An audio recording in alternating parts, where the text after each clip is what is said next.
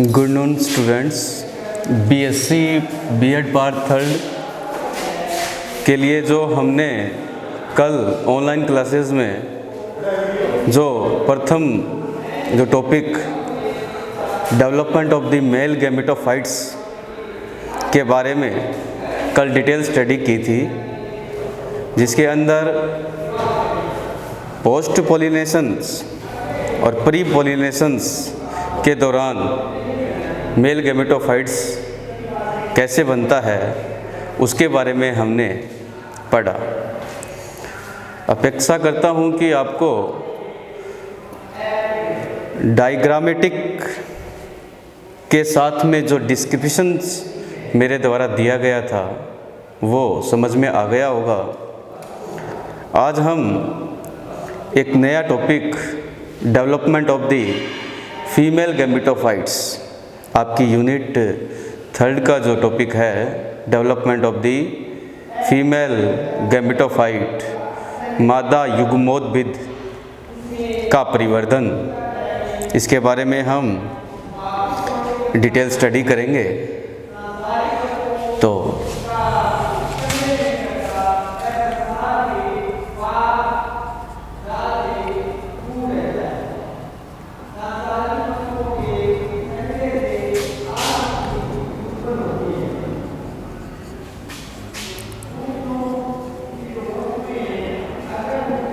देखिए स्टूडेंट, ये जो फीमेल गैमेटोफाइट्स है इसको हम एम्ब्रियो सेक भी कहते हैं,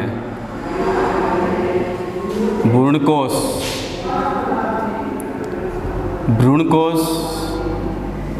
भी कहा जाता है। ये चीज़ आप ध्यान से देखिए कि फीमेल गैमेटोफाइट्स को ही हम भ्रूणकोश कहते हैं। तो इस भ्रूणकोश का निर्माण कैसे होता है? ऑफलाइन क्लासेस में मैंने आपको बीजांड के बारे में बताया था कि बीजांड के अंदर बाहर बीजांड के अध्यवन होते हैं,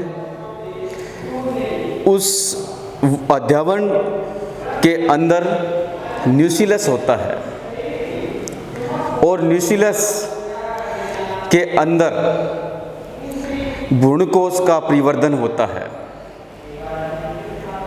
तो बीजांड के अंदर जो भ्रूणकोश का परिवर्तन है, उस भ्रूणकोश के परिवर्तन को ही फीमेल गैमेटोफाइट कहते हैं। तो बीजांड या ओव्यूल्स के अंदर जो न्यूक्लियस होता है, उस न्यूक्लियस की कोई एक सेल, ध्यान से सुनना, बीजांड के अंदर जो न्यूक्लियस होता है जिसको हम बीजांड का ऊतक कहते हैं, उस बीजांड का ऊतक की कोई एक सेल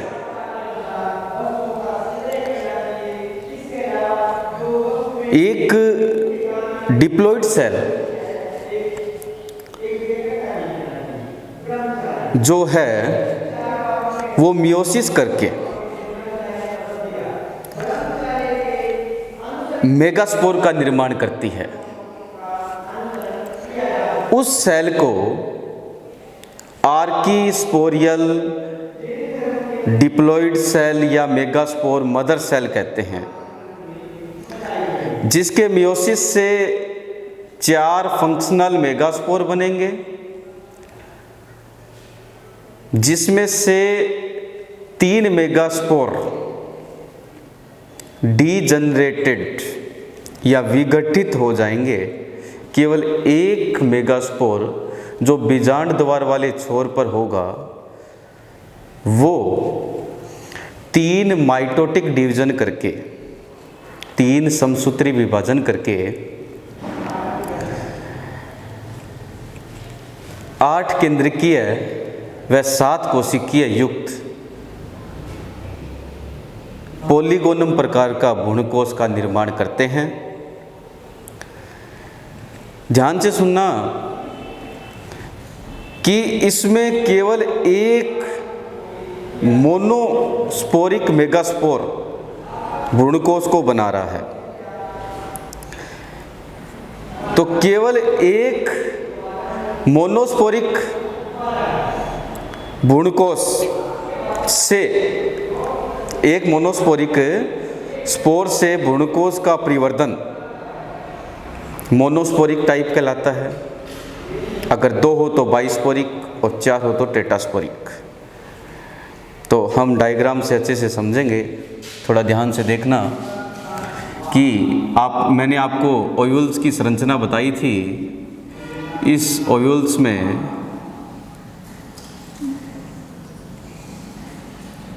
ये जो आपको दिखाई दे रहे हैं, ये ओव्यूल्स, ये बीजांड आवरण है, ठीक है। इस बीजांड आवरण में अंदर की ओर न्यूक्लियस की सेल्स पाई जाती है।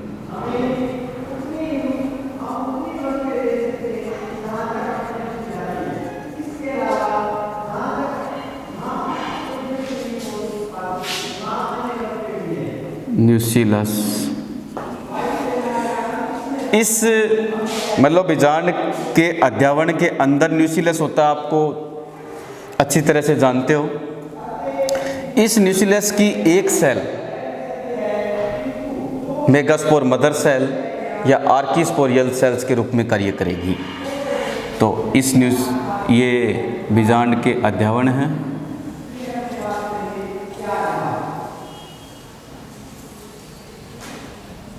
इस अध्यावरण में न्यूक्लियस की एक सेल्स, बाकी अन्य सेल्स यहाँ पे रहेगी। ये जो एक सेल्स है इसको हम बोलेंगे आर्कीस्पोरियल सेल्स। आर्कीस्पोरियल सेल्स को हम मेगास्पोर मदर सेल भी कहते हैं।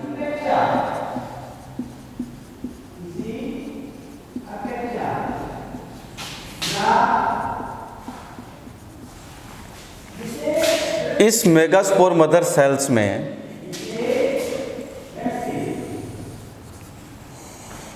मियोसिस होता है।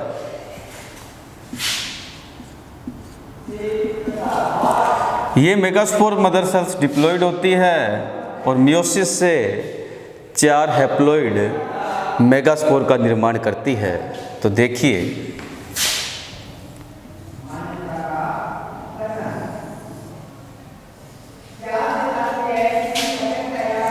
ये बीजांड का आवरण है। हम ऑलरेडी इसके बारे में स्टडी कर चुके हैं।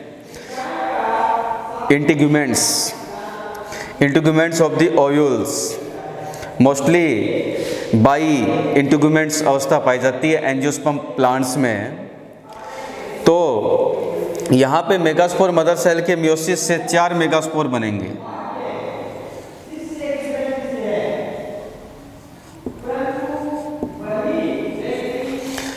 इन 4 मेगास्पोर में ध्यान से सुनना, जो मेगास्पोर बीजांड द्वार वाले छोर पर होगा, जो मेगास्पोर बीजांड द्वार वाले छोर पर होगा, नीचे वाला बीजांड द्वार वाला छोर होता है, वो ही अस्तित्व में रहेगा, वही फंक्शनल होगा। बाकी सब 3 विघटित हो जाएंगे। तो यहाँ पे देखो, ये जो 3 मेगास्पोर हैं विघटित हो गए, केवल एक ही यहाँ पे हम बीजांड द्वार वाला छोर बना लेते हैं।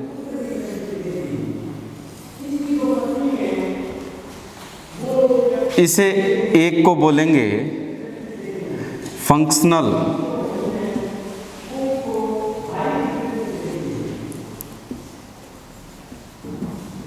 मेगास्पोर। मेगास्पोर मदर सेल से बने 4 हैप्लॉइड, ये सभी हैप्लॉइड होते हैं भाई। 4 मेगास्पोर हैप्लॉइड होते हैं। चारों में से 3 नष्ट हो जाएंगे, केवल एक ही रहेगा जिसको फंक्शनल मेगास्पोर कहेंगे। अब देखिए क्या होता है, इस फंक्शनल मेगास्पोर में समसूत्री विभाजन होगा। पहले होगा माइटोसिस फर्स्ट। इस माइटोसिस फर्स्ट में एक मेगास्पोर से 2 मेगास्पोर बनेंगे और दोनों विपरीत ध्रुव की ओर चले जाएंगे, अपोजिट पोल की तरफ चले जाएंगे। इस फंक्शनल मेगास्पोर से 2 मेगास्पोर माइटोसिस फर्स्ट के दौरान हुआ, ठीक है। एक निभाग की ओर चला जाता है और एक बीजांड द्वार वाले छोर पर चला जाता है। अब यहाँ पे माइटोसिस फर्स्ट एंड सेकंड 2 होंगे। 2 होने के दौरान यहाँ पे देखिए कि 2 हो रहे हैं, तो यहाँ पे 1 से 2 बना, फिर एक और होगा तो 4 तो ऊपर बनेंगे और 4 नीचे की ओर बनेंगे, ठीक है। अब नेक्स्ट कंडीशन में क्या होगा? नेक्स्ट कंडीशन में आपको ये ध्यान में रखना है कि ये जो फंक्शनल मेगा स्पोर जो है, इस एक फंक्शनल मेगा स्पोर से 8 न्यूक्लियस बनते हैं। अभी पूर्ण रूप से भ्रूण कोश का निर्माण नहीं हुआ है, पूर्ण रूप से भ्रूण कोश का निर्माण नहीं हुआ है, ठीक है। इसके लिए हम क्या करेंगे कि नेक्स्ट कंडीशन में क्या होगा कि दोनों तरफ से एक एक न्यूक्लियाई बीच में आ जाएंगे, जिन्हें पोलर न्यूक्लियाई बोलते हैं।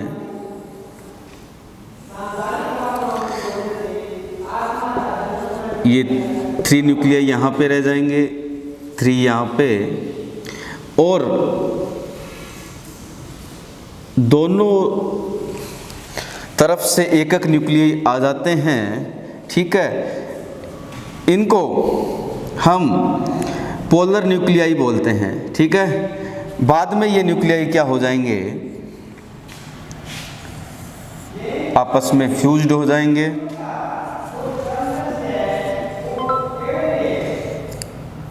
आपस में संयुग्मित हो जाएंगे,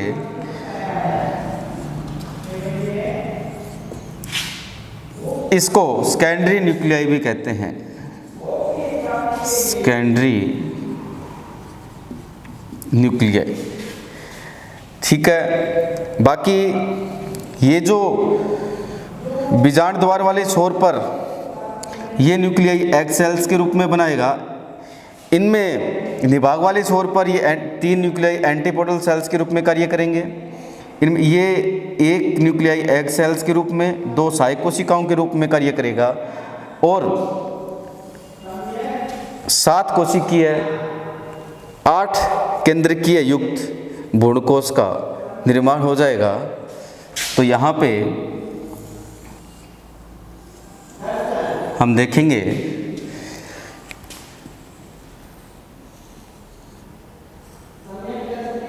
बड़ी एग सेल,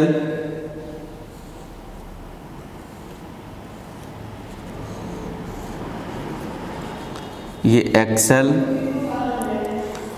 ये सिनर्जिड सेल। इस सिनर्जिड सेल्स को हम सहायक कोशिका भी कहते हैं। और यहाँ पर इस प्रकार से जो कोशिकाएं होगी 3, उसे एंटीपोडल सेल्स बोलेंगे।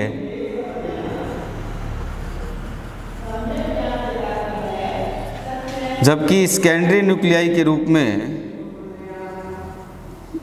ये आपस में संयुग्मित कोशिकाएं होगी, जिसको हम सेकेंडरी सेल्स या पोलर न्यूक्लियाई कहते हैं। तो देखिए स्टूडेंट्स कि हम development of the female gametophytes कर रहे थे, और डेवलपमेंट ऑफ फीमेल गैमेटोफाइट्स में जिसको हम भ्रूणकोश या एम्ब्रियो सैक का मतलब थैलेनुमा, तो बीजांड के अंदर उपस्थित ऐसी थैलीनुमा संरचना, ध्यान से सुनना, बीजांड के अंदर उपस्थित ऐसी थैलीनुमा संरचना को भ्रूणकोश कहते हैं, जिसके अंदर 7 कोशिकाएं और 8 केंद्रक होंगे, जिसमें एक बड़ी एग सेल के साथ 2 सहायक कोशिकाएं होगी। इस एग सेल और 2 सहायक कोशिकाओं युक्त संरचना को एग अपरेटस कहते हैं। उसके विपरीत ध्रुव की ओर 3 प्रतिमुखी कोशिकाएं होती है, जबकि मध्य में 2 न्यूक्लियाई युक्त पोलर सेल्स पाई जाती है। तो आपको एक बात का यहाँ पे अच्छे से ध्यान रखना होगा कि हम हायर स्टडी कर रहे हैं, तो ये जो चीज़ें हैं ये तो आप 12th क्लास तक पढ़ चुके हो, ठीक है। आप जो डॉक्टर पंचानन माहेश्वरी का नाम आपने सुना होगा, उनके अनुसार 80% आवर्तबीजी पादपों में केवल एक फंक्शनल मेगास्पोर जिसे मोनोस्पोरिक कहते हैं, उस मोनोस्पोरिक से 7 कोशिकीय और 8 केंद्रकीय युक्त भ्रूणकोश का निर्माण होता है। इस प्रकार के भ्रूणकोश को पॉलीगोनम प्रकार का भ्रूणकोश कहते हैं, जो कि 80% एंजियोस्पर्म प्लांट्स में पाया जाता है। ये बात सही है, लेकिन उच्च शिक्षा की दृष्टि से अगर देखा जाए तो हम और भी भ्रूणकोश के प्रकार पढ़ेंगे। ध्यान में रखना कि 4 मेगास्पोर बनते हैं सब में, ठीक है। एक मेगास्पोर डिप्लॉयड मदर सेल या synergid cells, megaspore mother cell या archesporial cell. Mother cell, megaspore mother cells, diploid या इसको आर्किस्पोरियल सेल्स कहते हैं। ये बीजांड का जो न्यूक्लियस होता है ना, उस न्यूक्लियस की केवल एक कोशिका बड़ी होकर के मेगास्पोर मदर सेल्स के रूप में कार्य करेगी, मियोसिस करेगी, 4 मेगास्पोर बनाएगी। मोनोस्पोरिक टाइप में 3 मेगास्पोर विघटित हो जाएंगे, केवल एक ही फंक्शनल होगा, और जो लगातार 3 माइटोटिक डिवीजन करके पॉलीगोनम प्रकार का भ्रूणकोश का निर्माण करेगी। तो इस प्रकार की जो स्थिति 80% प्रकार के एंजियोस्पर्म में पाई जाती है, ठीक है। जब 4 मेगास्पोर बनते हैं, 4 में से केवल एक ही फंक्शनल है तो उसे मोनोस्पोरिक टाइप कहते हैं। अगर 2 फंक्शनल हो तो उसे हम बाइस्पोरिक कहेंगे। अगर चारों फंक्शनल हो तो उसे हम टेट्रास्पोरिक प्रकार का मेगास्पोर बोलेंगे, जो कि चारों फंक्शनल मेगास्पोर माइटोटिक डिवीजन करके भ्रूणकोश को बनाएगा। तो उसकी स्टडी हम अभी करते हैं। तो एक चीज़ अपने जहन में अच्छे से बैठा लेना, क्योंकि बच्चे अक्सर इस बात में कंफ्यूज हो जाते हैं कि बीजांड पहले बनता है या भ्रूणकोश पहले बनता है, ठीक है। तो ये चीज़ अपने जहन में अच्छे से बिठा लीजिएगा कि जो बीजांड होता है, बीजांड जो कि फर्टिलाइजेशन से पहले की अवस्था होती है, जिसको ओव्यूल कहते हैं।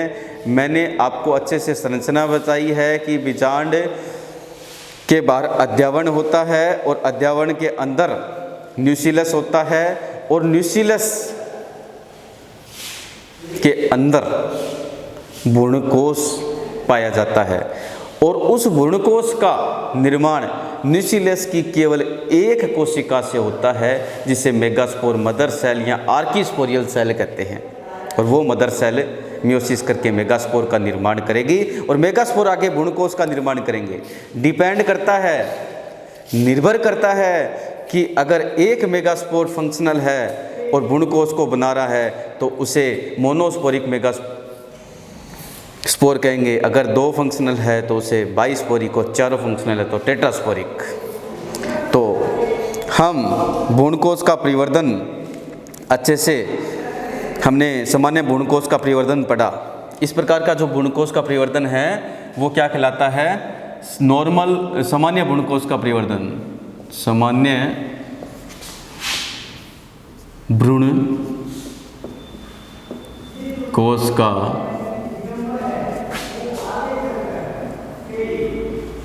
परिवर्धन,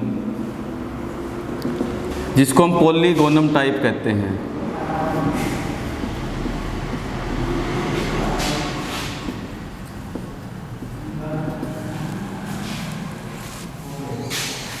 इसको हम पॉलीगोनम टाइप कहते हैं। तो मैंने आपको बताया है अभी कि अपने जो इंडिया के अंदर Indian embryologist professor Panchanan Maheshwari, जो पंचानन माहेश्वरी जो उनकी एक पुस्तक है an introduction to embryology of angiosperm, an introduction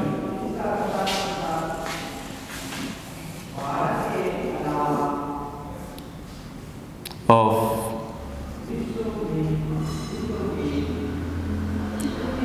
embryology in angiosperm, इस जो 1950 में पब्लिश हुई, इस बुक्स में उन्होंने 3 प्रकार मोनोस्पोरिक, बाइस्पोरिक और टेट्रास्पोरिक प्रकार के भ्रूणकोश के बारे में बताया। अच्छे से आप अपनी नोटबुक में नोट कर लेना तीनों प्रकार के भ्रूणकोश को। तो हम उसका चार्ट बनाते हैं अभी। डॉक्टर पंचानन माहेश्वरी, मोनोस्पोरिक तो आपको पता ही होगा, अभी अच्छे पढ़ के आए हो।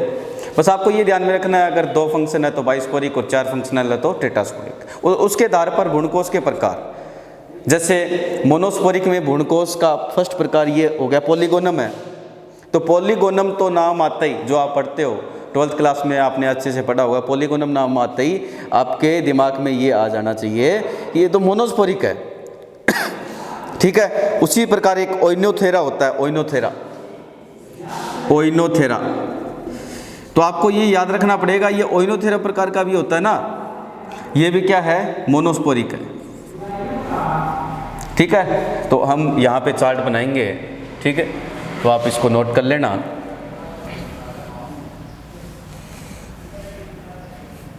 अगर आपको ये फंक्शन भी अगर नोट करना है तो वीडियो पॉज करके आप कर सकते हो। ठीक है। ये डेवलपमेंट है वो मोनोस्पोरिक प्रकार का है।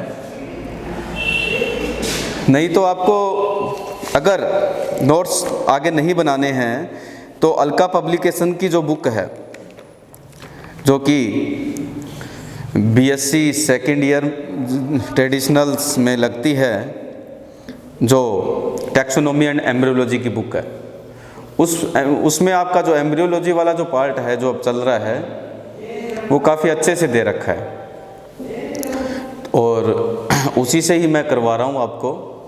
तो आप उस बुक्स की भी हेल्प ले सकते हैं अगर आप चाहें तो। आगे हम इस प्रक्रिया को आगे बढ़ाते हुए भ्रूणकोश के प्रकार करते हैं।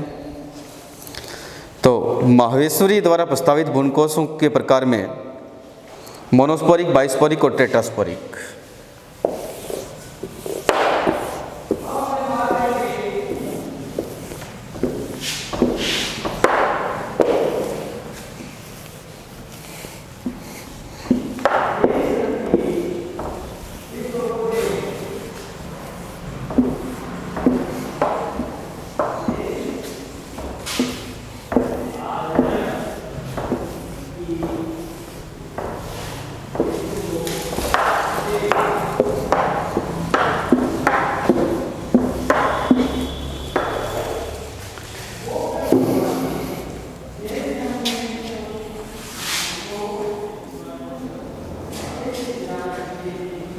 टाइप्स ऑफ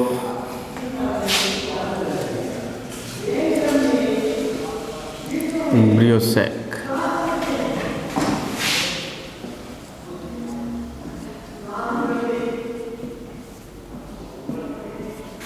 भ्रूणकोश के प्रकार माहेश्वरी द्वारा प्रस्तावित।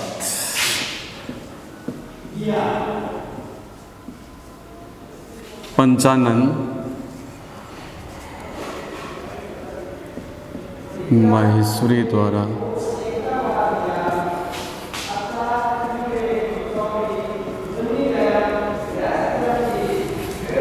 प्रस्तावित। तो इसमें अगर हम देखें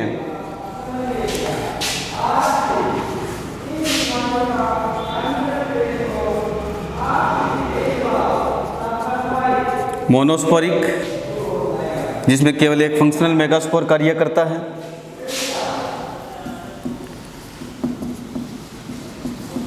बाइस्पोरिक, बाइस्पोरिक में 2 मेगास्पोर कार्य करते हैं। यहाँ पे डिप्लॉइड मत समझ लेना, मतलब मेगास्पोर तो हैप्लॉइड हैं लेकिन वो 2 कार्य करेंगे। और टेट्रास्पोरिक, जिसमें 4 हैप्लॉइड मेगास्पोर कार्य करते हैं। तो मोनोस्पोरिक में अगर देखें तो ये 2 प्रकार के होते हैं। पॉलीगोनम, पॉलीगोनम टाइप तो आपने अच्छे से सुना होगा, केवल एक फंक्शनल मेगास्पोर कार्य करता है। और दूसरा जो है वो ओइनोथेरा,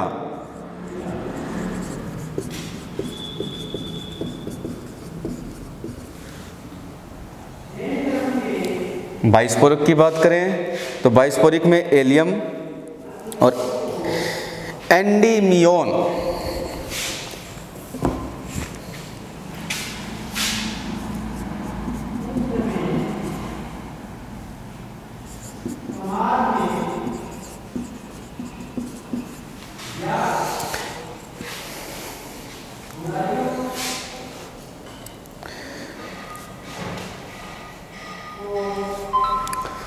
एंडीमियोन। अब देखो यहाँ पे आपको एक चीज़ ध्यान में रखनी है, ये 8n हो गया, ये 4n हो गया, ये दोनों 8n के होते हैं। इसमें आपको इसका मतलब ये हो गया कि पॉलीगोनम में 7 तो सेल थी, एक एग सेल, 2 सहायक कोशिकाएं, 3 प्रतिमुखी कोशिकाएं और एक पोलर सेल, और 8 न्यूक्लियस थे, 8 न्यूक्लियाई थे, इसलिए 8n। ओइनोथेरा में बनेगा तो एक ही मेगास्पोर से, लेकिन इसमें न्यूक्लियस की संख्या कितनी हो जाएगी? 4 हो जाएगी, इसलिए 4n।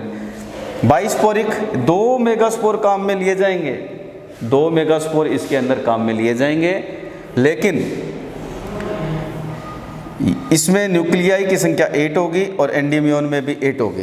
टेट्रास्पोरिक जो होता है वो 2 प्रकार का होता है, जिसमें एक में केंद्रक संलयन नहीं करता है और दूसरे में केंद्रक संलयन करता है। मतलब फर्स्ट में क्या होगा, नो न्यूक्लियर फ्यूजन अक्कर, और दूसरे में क्या होगा, न्यूक्लियर फ्यूजन अक्कर। तो इसका मतलब ये हो गया, इसमें तो केंद्रक का संलयन नहीं होता है, केंद्रक का संलयन नहीं होता है।